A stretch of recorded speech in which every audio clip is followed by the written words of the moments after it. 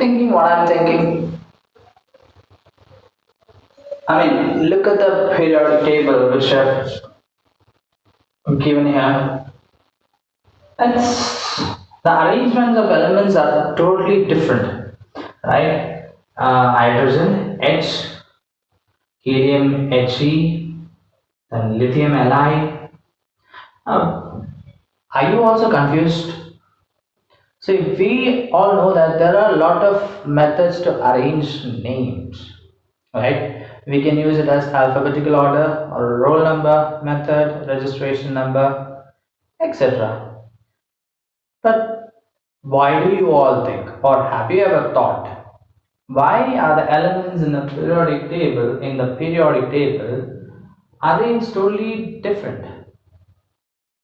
Are you confused? Or is it confusing? Well, let's find out in this video. Hello viewers and all my dear students. I'm Mithun S. Nair representing St. Anthony's ICC School, Ellenhalli, Bangalore. We, the teachers of St. Anthony's, are trying to reach you all through our videos based on different topics. Well, if you are enjoying our videos, please do like, share and subscribe to our channel so that you get all the latest updates almost every day. Good morning. Once again, I welcome you all to our new video. And like I said at the beginning, we were talking about the arrangement of elements in the periodic table. Yes, I guess most of your students have this doubt. Why is it like that? Don't you have, or don't we have any other method of arranging these elements accordingly? Well, let's take a look into that. Before getting into the topic periodic table or how was it arranged, we just have to know the word elements. Elements are the basic unit of matter. They are pure substances. Example, hydrogen, oxygen. These are the common examples. Chlorine, lithium, neon, the noble gases. So in order to study about these elements and use them accordingly was a big task, or was a huge task for the scientists. Why? Because they had to be arranged in a particular order so that it will be easier to understand and use them. Now talk about classification of elements.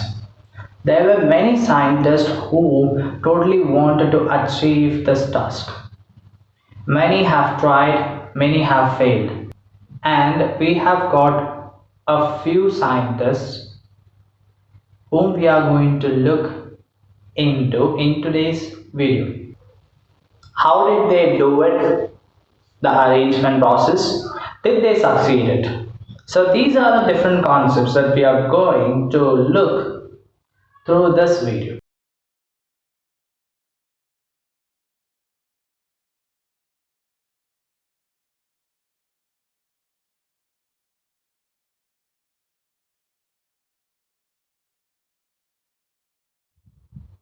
So during the early ages, many chemists tried to find a proper way of arranging the elements. They tried various methods on the basis of properties, nature, character, valency, etc. The definition of the terms that I just mentioned now appears on the screen. You can just make a note of it.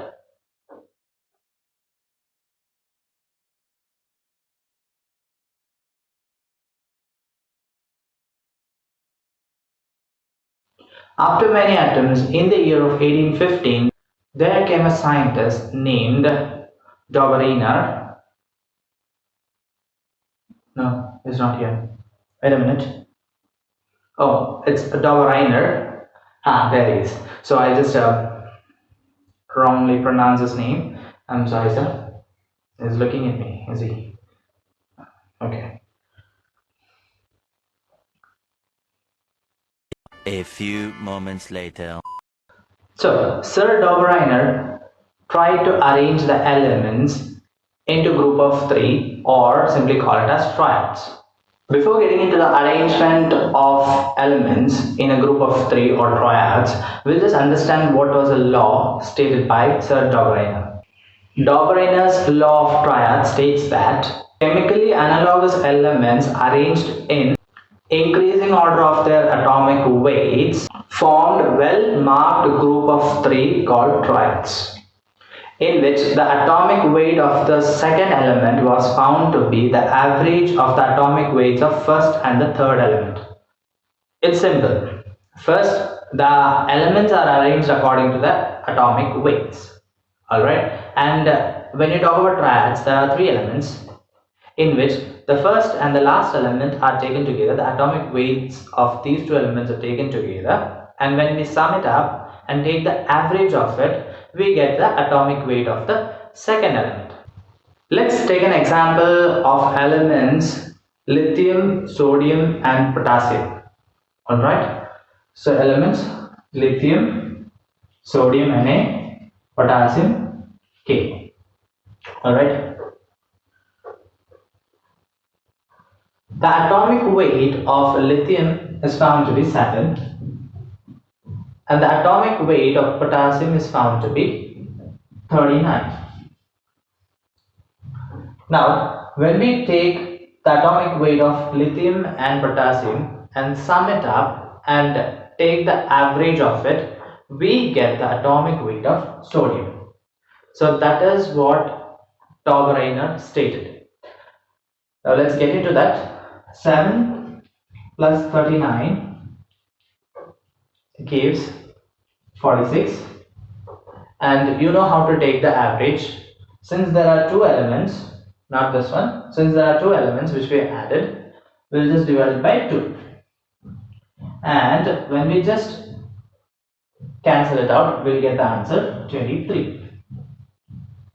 Yes, and it is found that sodium has the atomic weight 23.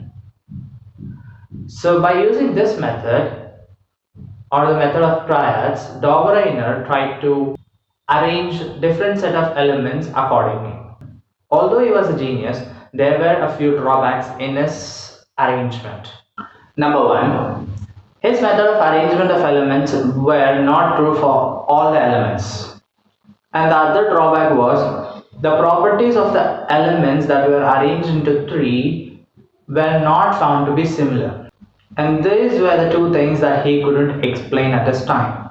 And therefore, this theory was not taken into consideration.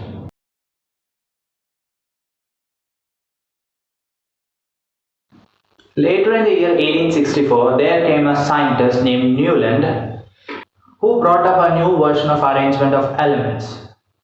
Let's take a look into that. So, Newland arranged the elements in their increasing order of their atomic weights. Just like the other scientist Greiner, Newland also arranged the elements in the increasing order of their atomic weights. Alright, and the difference was he arranged the elements in a group of 8 in which every eighth element shows the properties of the first element.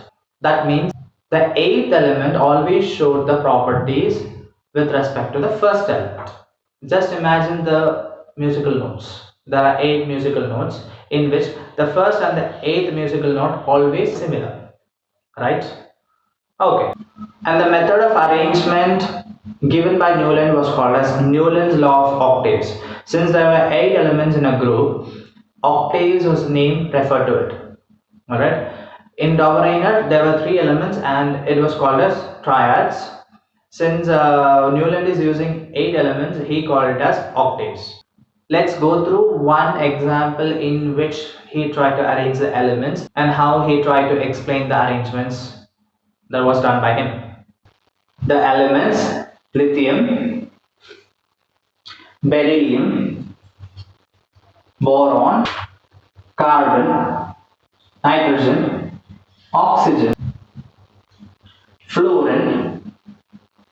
I'm just writing the short forms or the symbols of the elements, not the entire name of the element.